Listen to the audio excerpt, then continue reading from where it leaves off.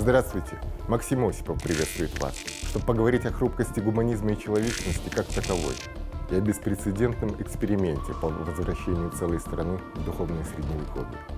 К сожалению, я не про экзотичную банановую республику, я про нашу южную соседку, бывшую житницу Европы, на полях которой ныне реализуется жуткий проект расчеловечивания нации. Недавнее видео с мучениями пленных солдат и издевательствами над ними – логичный этап общественной деградации. Сперва по всей стране привязывали мужчин к столбам и деревьям и с улюлюканьем избивали их. Потом стали привязывать и унижать женщин, затем подростков и детей, ныне солдат.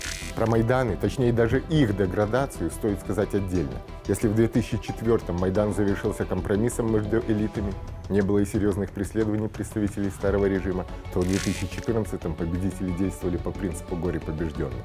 Первый Майдан был ненасильственный, второй повлек десятки жертв, точное число которых неизвестно по сей день.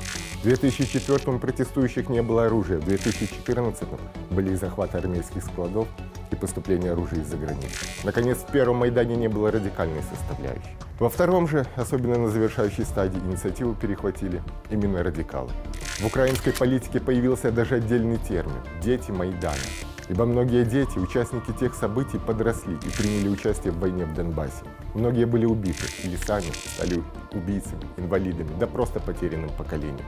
Ныне они вступают в националистические группировки, публикуют картинки с Гитлером, избивают неугодных, попутно грабя ларьки и магазины.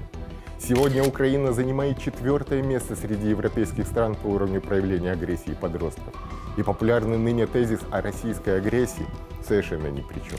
В националистических группах второе десятилетие кряду призывают бить хачей, бороться с евреями, не слушать учителей в школе, так как школы – фабрики по производству рабов. Одни названия групп чего стоят: «Черное солнце», «Лесные преступники», «Национальный протест». Но если «Черное солнце» упорно зажигает, значит это кому-нибудь нужно? А в поисках ответа на этот вопрос открывается очень широкое поле. Осенью 2009-го в Украине разгорелся педофильский скандал вокруг обвинений в изнасиловании детей сотрудниками Международного детского центра «Артек». Да-да, того самого знаменитого пионерлагеря СССР. В печати заговорили о существовании организованной преступной группировки, якобы занимавшейся изготовлением в «Артеке» детского порно. И о том, что в совращении малолетних принимали участие даже народные депутаты. И это стало лишь верхушкой айсберга. Пару лет назад МВД Украины сообщило, что в стране ежедневно около 25 детей сбегают из дома.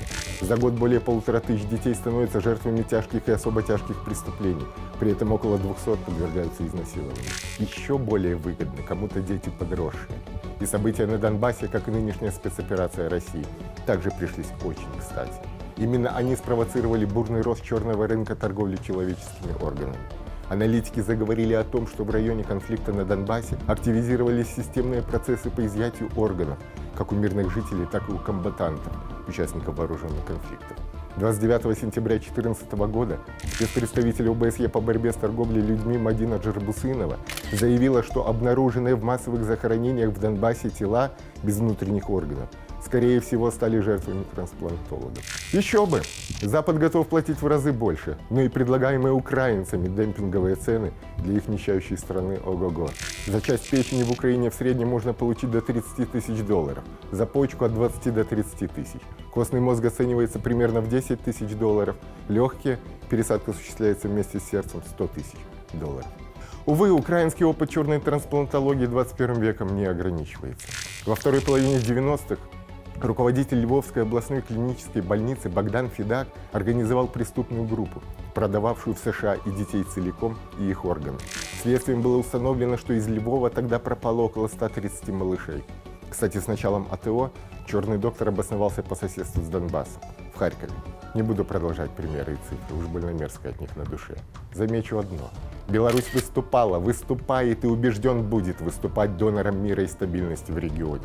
Хотя бы ради того, чтобы не повторить ошибку Украины, поверившей сладким речам цивилизованной Европы и рухнувшей в пропасть расчеловечивания, откатившейся назад в Средневековье, ставшей также донором для мира, но донором несколько иного плана.